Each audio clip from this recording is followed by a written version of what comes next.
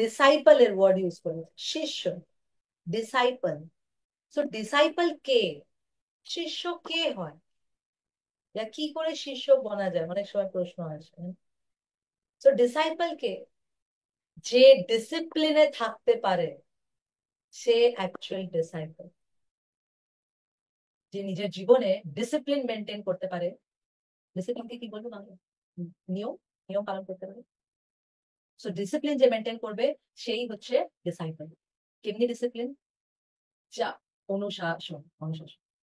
So কেমনি ডিসিপ্লিনের কথা বলা হচ্ছে এখানে, যে আমাদেরকে ইনস্ট্রাকশন আছে, যখন আমরা গুরু স্বীকার করি, এই পথে আগে বাড়ি, তখন আমরা কি কি শুনতে পারি? 4 নিয়মের পালন।